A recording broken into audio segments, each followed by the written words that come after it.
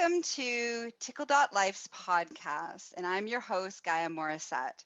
And we started Tickle.life's podcast because we wanted to normalize sex. We wanted to have everybody be able to feel like sex is safe, sex is healthy, sex is normal. And sex can even be playful and fun. So throughout the episode, throughout the show, you might hear us laughing, you might hear us giggling. That's a good sign. That means we feel good about what we're talking about and sexuality. And we lovingly invite you to join us in those feelings.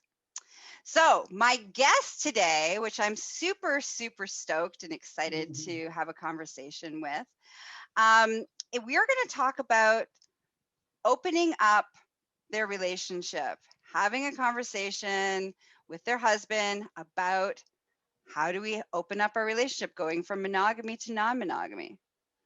And I'm going to let my guest introduce and pronounce her name right, because I'm horrible with the pronunciation of people's names. So, my wonderful guest, how do we say your name? Who are you, and why do you show up in the world? It's an easy name. It's Taylor Sparks, as in sparks up your life. Nice. And some people also call me Mariposa. Nice. And what do you do in the world? I am an erotic educator and sex goddess for my site, organiclovin.com. And Organic Lovin specializes in... Okay, wait. We're gonna get into that juicy stuff at the end. I promise. Okay, perfect. Right. Okay.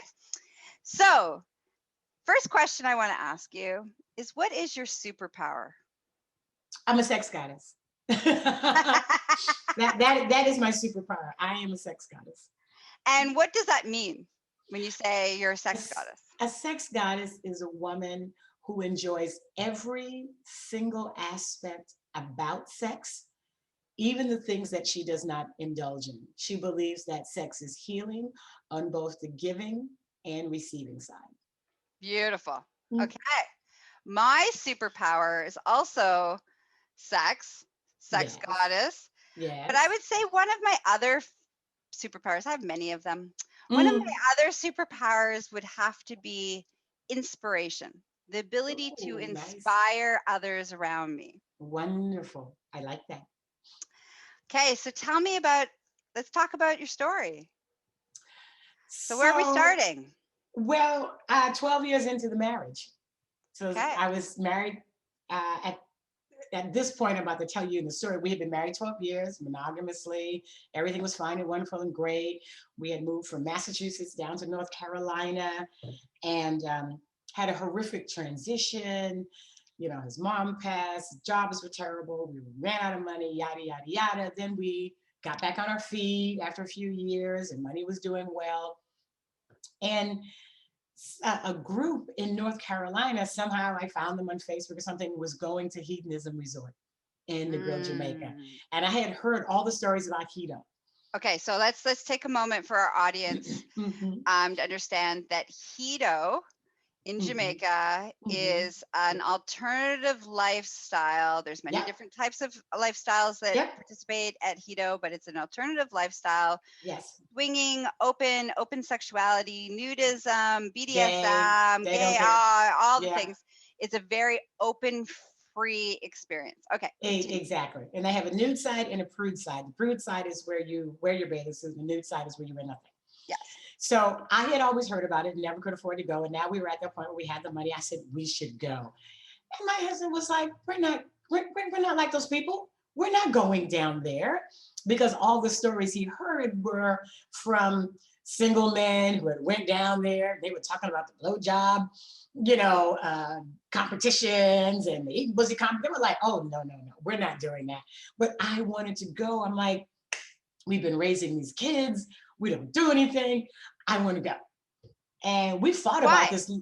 Why did I want to go? Because I think with all the struggles we have been going through financially and the move and the raising the kids and being locked down with the kids, so to speak, I think we had disconnected. And I thought, what a better place to go to reconnect than someplace where everybody's kind of open and free. and some people sexually free. Not that we were looking to do anything with anyone else, but I just wanted to go someplace free. And that if I decided to have sex with my husband on the beach, nobody would be disgusted. They'd be like, yes, we give that a 9.5. Yeah. And we argued about this for 3 months. And I finally said to him, you know what? If you're worried about what's going to happen to me there, with you there, he thought some guy was just going to tap me on the shoulder and I was just going to go, I'm sorry, babe. He wants to have sex with me. I have to go. Like I was just going to be out of some kind of control. I said, if you're worried about what's going to happen with me there, how are you going to feel when I leave your ass right here with these kids in Fuquay Arena, North Carolina? Because don't act like I don't have access to my own money. I work too, you know. And I called the travel agent and I booked myself a ticket without him. Wow. Well, needless to say, his passport, because he didn't have a passport, came in the day before the trip. He was like, you're not going without me. But we are not going to the nude side. Fine, we don't got to go to the nude side. I called the people, said, change our room back to the prude side. I had put us on the nude side, put us back in the prude side. We are not associating with these people. Fine, fine. I just want to go, but I'm going to the nude side. I want to know what it's like, right? So we get there. The first couple we meet are longtime married couples that were swingers in the lifestyle. Yes. Start talking to them. Okay, so hold on for a second. I got a teachable moment for our audience. Okay. Yes. So swingers are people that have sex with their partner and another couple, or they might swing separately from each other. There's many different versions of that. Mm-hmm. It's also known as the lifestyle, but there's many lifestyles. There's many lifestyles. Yeah. So anyway, so our audience now understands that it's consensual, so it's not cheating. It's all above board. Okay. Right. Back to you. Yes, and I want to also add part of that definition. You are correct. Our people who are in the swinging lifestyle are physically non-monogamous, but emotionally monogamous. So they're really not always, though. Well, for those some who swing in poly, not always, but those who consider themselves just swingers and the lifestyle, they are emotionally they may not think they're not non-connected, but their processes, we're just going to physically have sex and not get emotionally connected. But you do end up building a great friendship along the way a lot of times, but they're like, no, we don't, you know. Yes. We don't do that. But yeah. Okay. But so they fall to the poly. Yeah. Yeah. So, you know, we check in and, you know, we meet this couple and then, you know, we finally get to our room and we're on the nude side. And my husband is like, I told you I didn't want to be on this side. I said, no, don't worry, because I don't want to fight. We ain't been on vacation in 7 years. I don't want to fight. But as soon as we check in, we're gonna call the front desk and ask them to move us to the other side. Mm-hmm. We get in, the bellman, we're on the second floor on the ocean view. He opens up the curtains and laying right below our window were two beautiful naked sisters, Black women.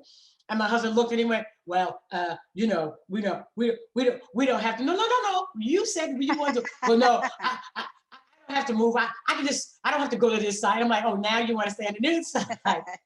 Anyway, long story short, we went from not going to not staying on the nude side, to staying on the nude side and him getting naked.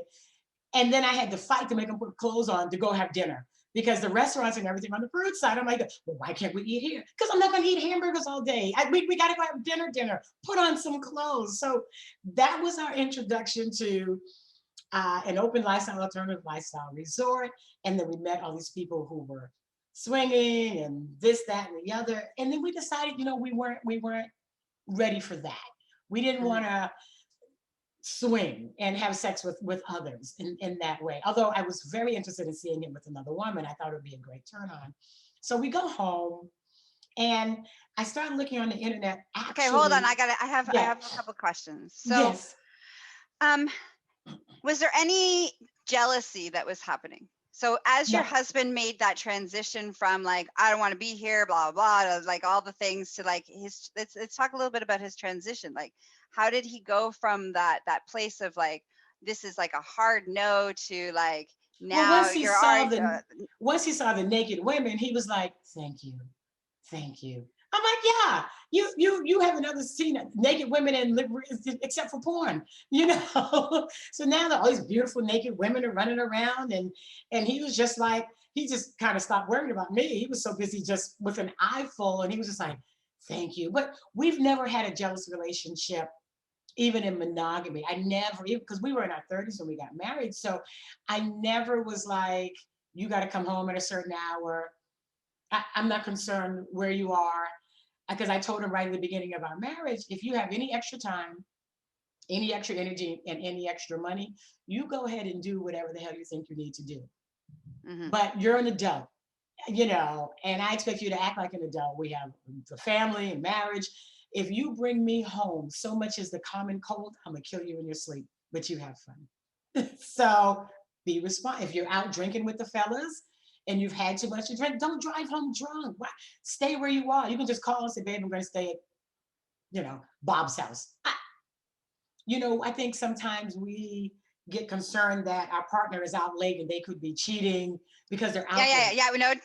Come back to the I statement. Yeah, well, it is an I statement. It was never my concern, because people will cheat at any time of the fucking day. It has nothing to do with night or day or anything. So that was always my thought process. I'm not going to be concerned about where you are during the day or night or whatever, because if you're going to do it, you're going to do it.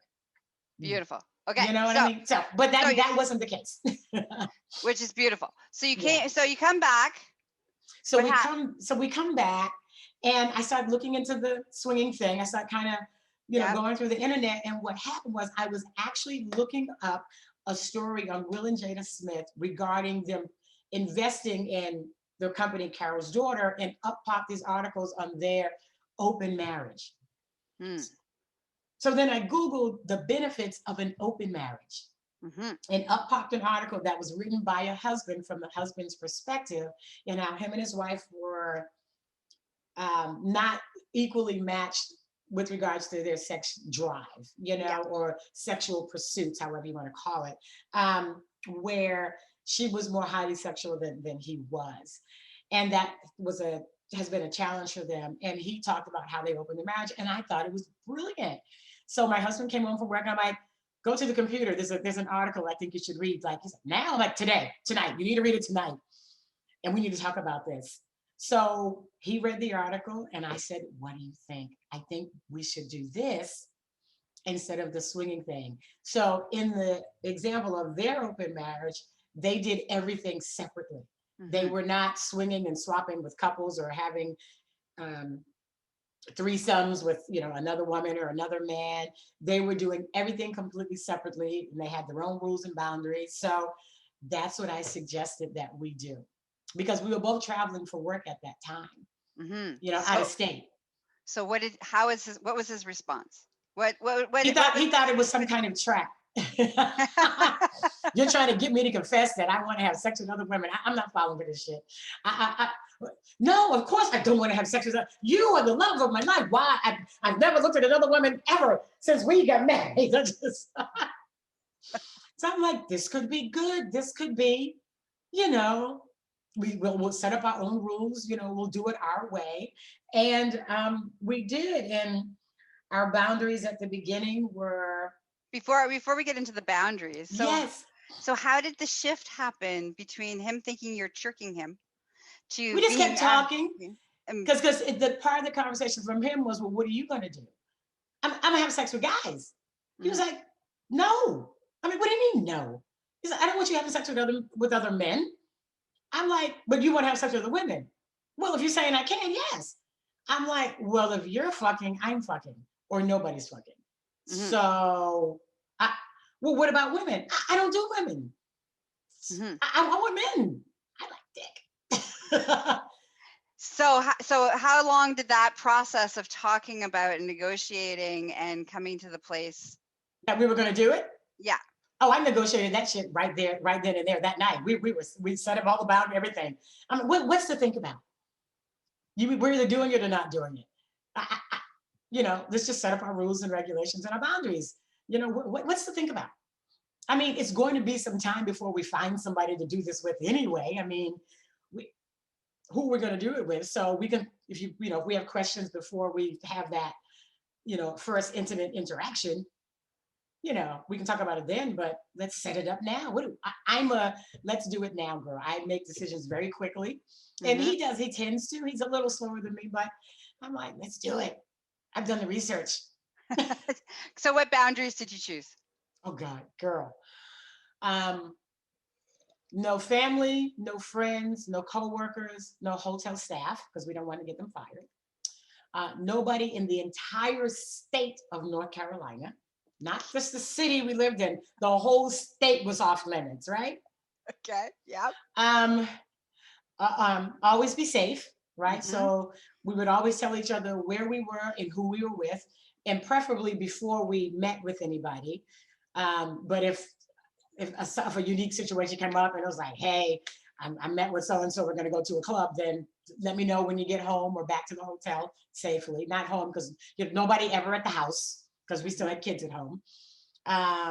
And nobody was to know except the other people that we knew in the lifestyle. We could talk to those people because we had met them ahead of time. So those were the boundaries. And I can say now, after 25 years of marriage, our boundaries now are no children, no animals. That's pretty much it. All the other fucking boundaries are out the window. No children, no animals. That's pretty much it. Nice. And how long, like through that process, that transition, was there stumbling blocks? Were there fights? Were there insecurities? Like all the things that often come up for people. Did you guys struggle with any of those things? Well, the struggle part, if you want to call it a struggle, was that we did the open marriage first. So we did everything separately, but we would like go to swingers events and parties and stuff like that. But my husband's like, I don't want to see you with another man. And it's not so much I don't want to see you, I don't want to hear you with another man. No one else should be able to make you make those sounds but me. And which is true, because you then discover you make different sounds with different people because they're doing different things to you. So that was almost 2 years before we literally had our first soft swap, full swap with another couple, which was at like a party. So, and then he realized, oh, everything is different. And we kind of never went back from there, but we just kind of dabbled here and there separately and at parties separately. And which was fine, because it'd be like, hey, I met Chica and I'm going over to have sex with Chica. I'm like, okay. One of our other boundaries also was we had a time limit, no more than an hour. So if you couldn't get it done in an hour, then you probably shouldn't be doing it. Which now is also ridiculous. So it's like, why are you putting time? You ever meet somebody, for those who've ever been in the lifestyle of swinging, and you're like, well, there's 10 minutes of my life I'll never get back. And then, there's someone else you're meeting, and 3 hours in, you're like, this is fucking amazing. So time limits are also ridiculous, So what would be the one thing that now that you would have told yourself back then? Time limits are ridiculous. Okay. Time limits are ridiculous. You want, if you are in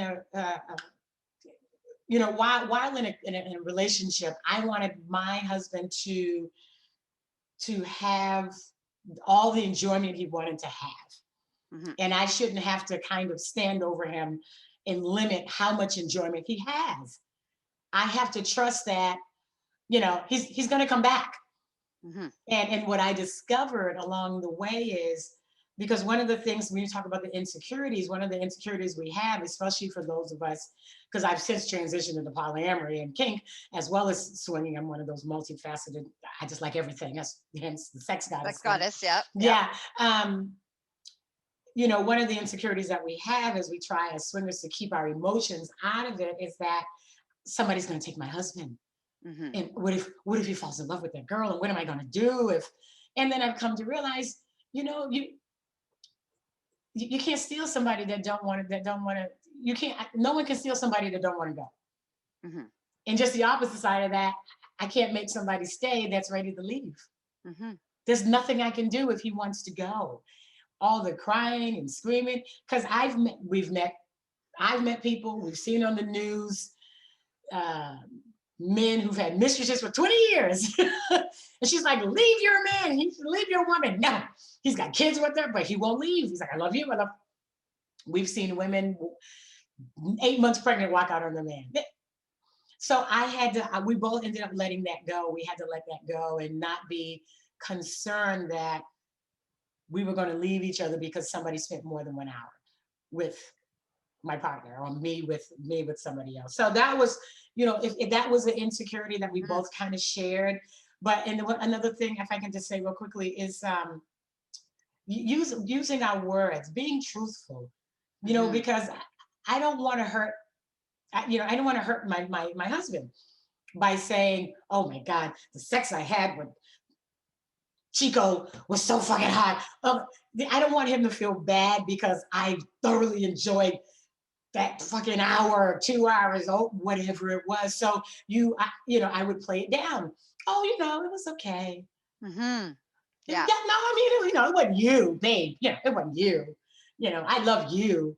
But every encounter, every excursion, we used to call them excursions, that I had was completely different. It would never be him. It was a moment in time. And I had no less love for him, even if I spent an entire night with Chico. Yeah. Yeah. So that was something that we learned to be honest about the sex we were enjoying, and that it was okay to enjoy it, and not try to make each other feel bad because you did what? What do you mean you had, and you don't even like anal sex? What do you mean you had anal sex with her? Yeah, all those things. And it's so freeing and liberating to let go of those pieces, Yeah, it was good for us. So what would you say has changed your marriage? Like, how did it change your marriage? Not on just the logistic sex side, but did it change your marriage in other ways? Did you ever notice anything shifting or changing in other ways in which you interacted and engaged with each other? Yes, communication. Clearly, you have to learn to use your words even more so when your marriage is open, or if you're in any type of alternative lifestyle. I don't care if it's kink or what. I had to learn to say my truth. I had to learn to tell him, this is what I want. I'm going to fuck Chico and Miguel at the same time, and no, I don't want you there. Or I want to see you fuck Chicha and Chica. And I just want to sit in the corner with my tequila and watch you just indulge.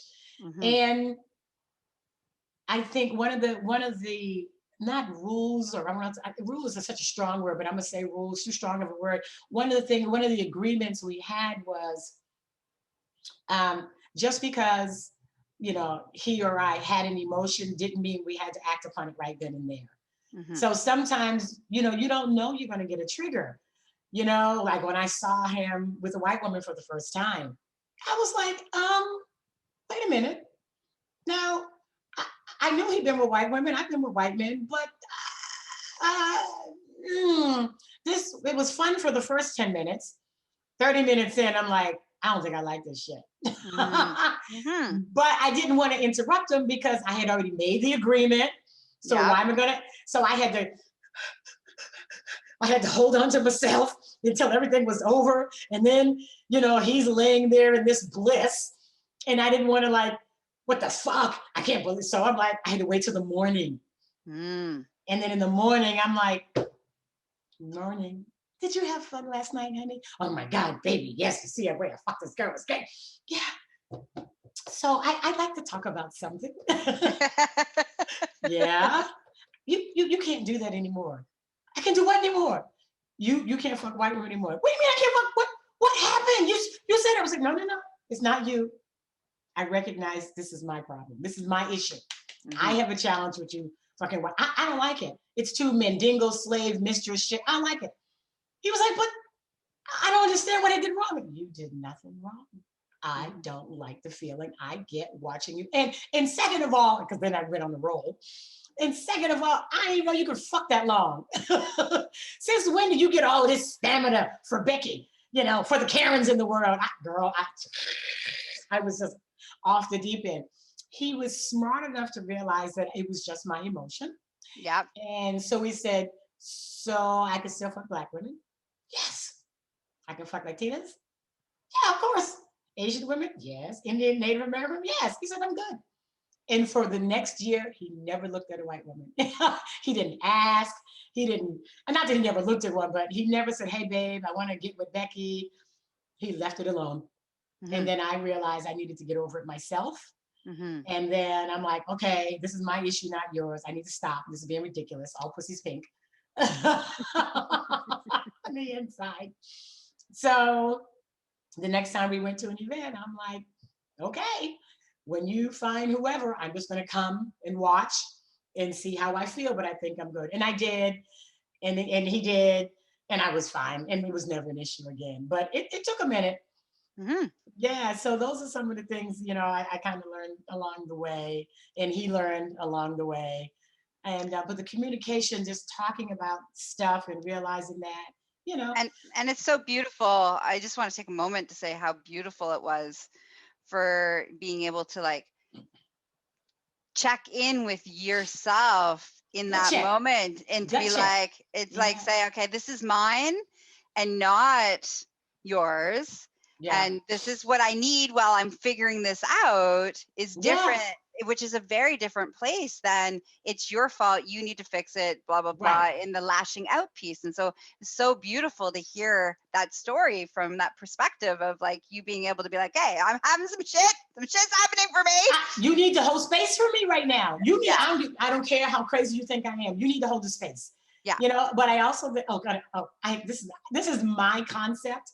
It's called the new toy truck syndrome.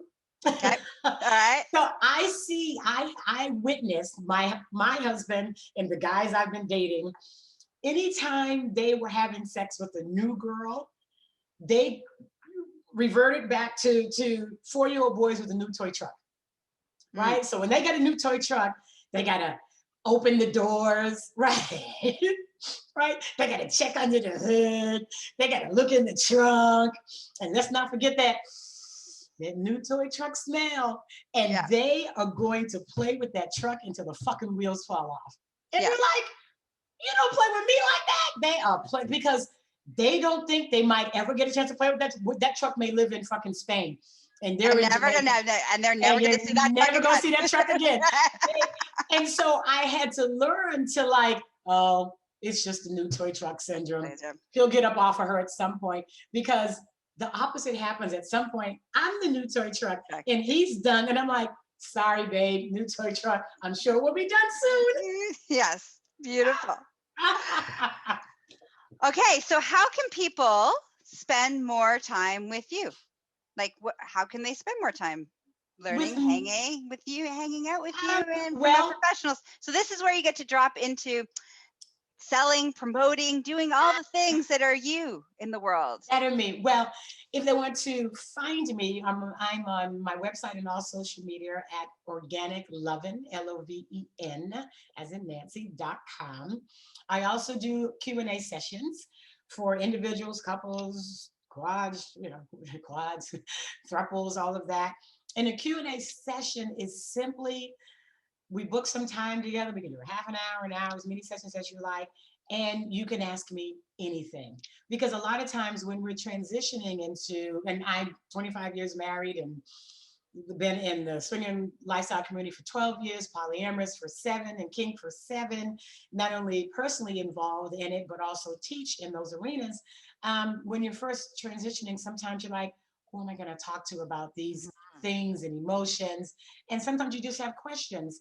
My website, Organic, and I'm available for that. And then, of course, on my website, we specialize in improving adults' sexual health and wellness through our organic intimate body products, body safe sex toys, and our seminars. So we do live and virtual seminars as well. We're available for virtual seminars, but we specialize in organic products. So if you're not quite sure what product is best for you, we have over 1,000 products on our site, over 100 books on our site on relationships, children, sexual health and wellness, sex and disability, sex positions, of course, masturbation, just polyamory, kink, So I'm available for consults on what's the best toy for me or the best toy for my partner or the best strap-on. I'm available for consults for that as well, all on organiclovin.com.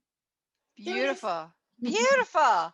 Yay! Yay. So thanks for being on the show. Thanks for sharing your adventure with us. It's been fun. I'm still adventuring, Oh, good. So we can have more conversations about those adventures. Yes. Let's talk about, my trisexual trying all this. How many times did you try it? Girl, like 12. Nice. So, audience, thank you very much for spending time with us. Again, if you want to spend more time with me, you can find me at GaiaMorrissette.com. It's my hub where you can find all the things. And don't forget to check out tickle.life for all of your sexual wellness and education needs. And come play with me on My Orgasmic Life. Yes, you got another thing. Go. Girl, we have our own just dawned on me. Sisters of Sexuality is a platform that specializes in sexual health and wellness, kink, and relationships. sistersofsexuality.com. And we also have our podcast as well. And would you need to come be on my podcast with me? I would love that. That would be beautiful. And what's the podcast name? Sisters of Sexuality, 5 Shades of Play. Ooh. Yeah. I'm excited. Yes, definitely. I will come and play. I want you. All right. So thank you very much. And until next show. Yes. Bye-bye.